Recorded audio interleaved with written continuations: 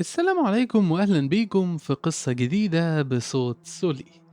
النهاردة قصتنا من عالم ال SCP، واللي منكم ما يعرفش العالم ده فهو مبني على منظمة SCP، وشعارها ده اختصار لمهمتهم: Secure Contain Protect. دي منظمة سرية بتحتوي أي حاجة غريبة في العالم وبتسجلهم في ملفات، وأغلب قصصهم بتبقى مكتوبة بالصيغة دي إنها ملفات اختبارات أو مدونات واحد من الحرس أو العلماء اللي في المنظمة دي.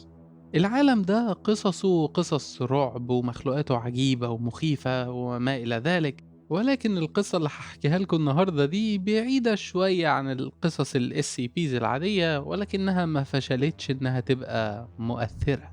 فمن غير ما أطول عليكم، تعالوا أحكي لكم قصة صندوق التنانين SCP-1762.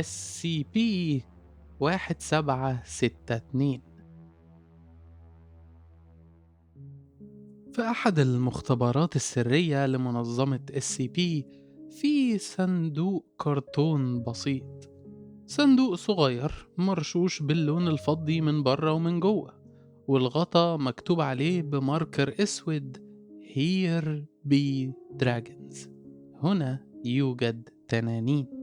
لو فتحت الصندوق ده في أي وقت هتلاقيه فاضي تماما، ولكن مع المراقبة بنشوف الصندوق ده بيتفتح لوحده من وقت للتاني، وبيطلع دخان اسود خفيف، وبعد كده بيطلع منه تنانين صغيرة أشكالهم بتختلف ولكن كلهم من الورق.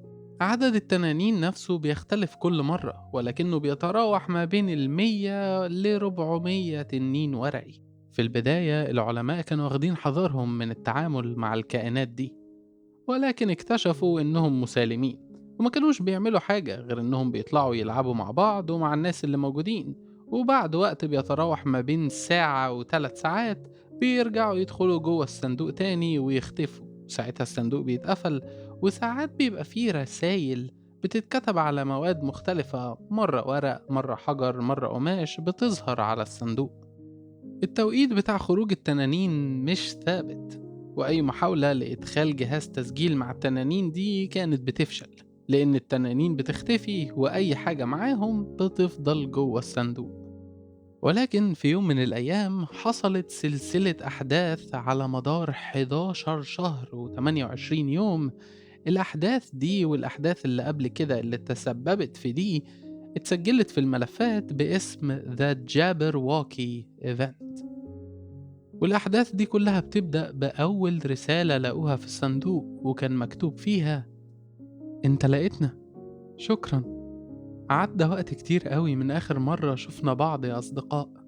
تم حفظ السلام، العمالقة والوحوش وفوا بعهدهم وما تسببوش في أي مشاكل من آخر مرة أنت جيت واديت الأمر. بس إحنا اشتقنا لصحبتك. إيه أخبار عيلتك؟ أنت لسه فاكر إزاي بترتب أوضتك؟ تقدر تزورنا في أي وقت. بعد كام شهر ظهرت رسالة تانية بتقول: إحنا مستغربين من إن العالم بتاعك اتغير قوي، ومستغربين أكتر من منظرنا دلوقتي في العالم ده. في الخيال إحنا أكبر بكتير من هنا، أو يمكن أنت اللي العالم بتاعك كبر. الخيال زي ما هو.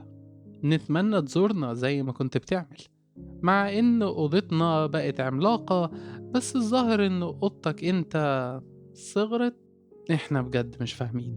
كان المفروض إن يتم الحفاظ على الأوض دي، ده كان اتفاقنا. أرجوك رجع الإيمان. الظاهر إن الصندوق ده كان بتاع طفل أو مجموعة من الأطفال، وبسبب خيالهم الواسع وإيمانهم بوجود التنانين دي كانوا بيقدروا يطلعوا من الصندوق بشكلهم وحجمهم الكامل. بس من غير الأطفال دول، هم يدوب بيطلعوا منه على شكل تنانين ورق صغيرة.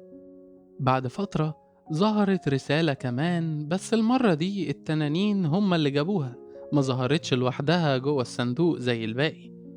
والأغرب كمان إن بدل العدد المهول اللي بيبقى موجود كل مرة، المرة دي كانوا يدوب 20 تنين بس. والرسالة قالت: أصدقائنا، إحنا بنعتذر عن قلة عددنا، كان لازم نفضل في الخيال لفترة أطول. الباقيين صبرهم بيقل كل يوم عن اللي قبله. احنا بنحاول نحافظ على السلام، بس أرجوك عشان فرحتنا كلنا صلح الأوضة بسرعة. احنا عارفين إنك بتحاول. عيلتك كان دايما خيالهم واسع. ومع الرسالة اللي بعد كده ظهر 10 تنانين بس، ومعاهم الصندوق طلع 3 ورقات متكرمشين. فضلوا يتهزوا شوية وبعد كده سكتوا تماما. ولما سكتوا التنانين دخلوهم للصندوق مرة تانية. والمرة دي الرسالة قالت: العمالقة أغبياء، قلنا لهم إن أوضتك مش هتقبل بيهم. مش دلوقتي. إحنا آسفين يا أصدقاء. لسه عندنا أمل إننا نشوفكم تاني، بس وقت فرحتنا بيقل. المنظمة ما كانوش عارفين مين المالك الأصلي للصندوق ده، فهم ما كانوش يقدروا يعملوا حاجة غير إنهم يشوفوا اللي بيحصل. مهما كانوا صحاب الصندوق ده مين، هم كانوا على علاقة قوية جدا بكائنات العالم اللي جوه.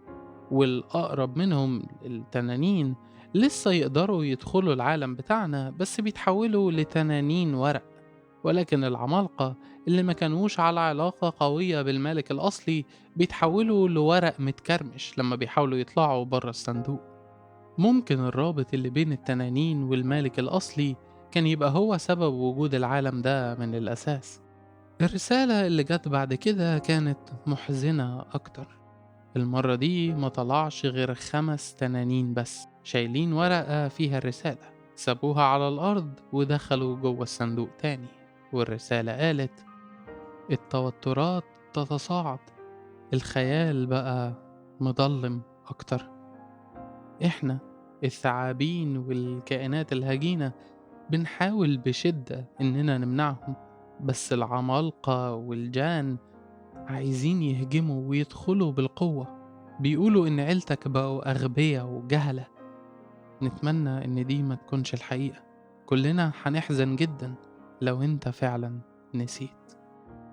العالم ده من غير خيال المالك الأصلي بقى بيتدمر.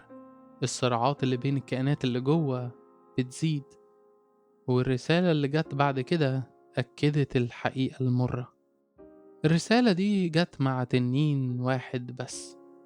تنين أحمر باين إنه متكرمش وجناحاته متقطعة. هو طلع من الصندوق وأخد خطوة واحدة وبطل يتحرك. ساعتها جسمه اتفرد وكان مكتوب عليه جملة واحدة: حرب، وداعا يا أصدقاء.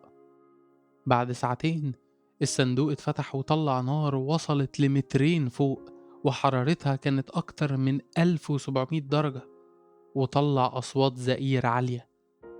بعد كده فضل يطلع في حتت ورق متقطع وكور من الورق، وطلع كذا تنين حالتهم زي الأحمر اللي وصل آخر رسالة. وبعد الفحوصات المنظمة اتأكدت إنهم ميتين. الصندوق فضل يتفتح ويتقفل لمدة 6 أسابيع. في كل مرة بيتفتح كان بيطلع منه نار وورق، بس عدد الورق كان بيقل مع كل فتحة. وكان في مادة أشبه للحم المتقطع كانت بتطلع منه بتزايد شديد. بعد ال6 أسابيع دول الصندوق فضل مقفول وساكت لمدة 7 شهور. وبعد المدة دي كلها الصندوق اتفتح، ولكن مفيش أي حاجة طلعت منه. ولما العلماء بصوا جواه لقوا ورقة قديمة محروقة وملطخة بالدماء وعليها رسالة كمان: انتوا لسه هنا يا أصدقاء؟ احنا اشتقنا لك جدا. الخيال ما بقاش آمن. مأوانا، عملك الجميل اختفى. العمالقة ماتوا، القناطر ماتوا، الطيور هربوا. احنا هندفن اوضتك، ما نقدرش نخاطر انك تتأذى. دي رسالة الوداع. يمكن في يوم من الأيام عيلتك تبني أوضة جديدة. ده ممكن يكون أمل فارغ، بس إحنا هنحتفظ بالفكرة دي. بعد ساعة من الرسالة دي الصندوق بدأ يتهز وفضل يطلع دخان، وبعد كده بدأ يبوش كأنه اترمى في مية. وأجزاء كتيرة من الصندوق بدأت تتفحم وتتقطع. وكلمة هنا يوجد تنانين اتحرقت واختفت من على الصندوق. اللي جاية دي هي آخر رسالة ظهرت في الصندوق، رسالة مكتوبة على ورقة كبيرة، مرسوم فيها مشهد لجبال عالية بتلمس السحاب، متغطية بشجر عملاق وبتجري منها الشلالات، ومرسوم فيها تنين واحد باين إنه بيطير لبعيد. والمرة دي الرسالة قالت: سيدنا بيقول إننا مش هنشوفك تاني، إحنا زعلانين قوي زي الباقي كلهم، إحنا كنا بنملى رؤوس بعض بالأحلام والأماني. الموضوع محزن قوي إننا ما نقدرش نتشارك الحاجات دي دلوقتي. سيدنا بيقول إننا لازم نمشي، بيقول إنه هيعمل لنا خيال جديد، بيقول إنك ما ينفعش تبقى جزء منه. إحنا زعلانين، إحنا بنحبك، إحنا عمرنا ما هننساك، بس إحنا خايفين، هل أنت هتنسانا؟ أول لما الورقة دي بتتشال من الصندوق، مية مالحة بتبدأ تنزل منه، وآثار الحرق اللي كانت مغطية الصندوق بدأت تختفي، وفي 3 دقايق الصندوق رجع لحالته الأصلية. صندوق كرتون صغير مرشوش بالفضي من بره ومن جوه. الحاجة الوحيدة اللي اختلفت الكتابة اللي عليه، بدل ما كان مكتوب هنا يوجد تنانين بقى مكتوب هنا كانوا التنانين. ودي كانت آخر حاجة حصلت، ومن ساعتها الصندوق ساكت تماما، وتم إغلاق الملف برقم SCP-1762. القصة دي أثرت فيا شوية عشان هي بتحصل كل يوم. من يوم ما تتولد بيكون خيالك واسع، بتقدر تتخيل مواقف وتعيش فيها، ولكن مع الزمن والضغط والشغل اللي مش بيخلص بتنسى خيالات الماضي وبتفقد القدرة على التخيل. معظمنا دلوقتي ما يقدرش يقرأ كتاب أو رواية، فقدنا القدرة إننا نحول الكلام المكتوب لصور ومشاهد في خيالنا.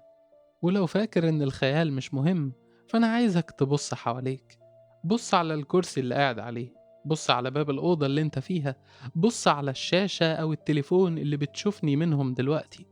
كل ده كان في الأصل خيال. في حد كان بيتخيل الحاجات دي وبيرسمها في دماغه، وقعد يفكر ويتعب لحد ما حول الخيال ده لحقيقة تقدر تشوفها وتستخدمها. فبالأخص في عصر زي ده، بوجود ال AI اللي بيعمل حاجات كتير أسرع وأحسن من البشر، امسك في خيالك، لأنه فعلا عملة نادرة جدا. وبكده أشوفكم في فيديو جديد مع عالم جديد وقصة جديدة، بس برضو بصوت سولي. سلام.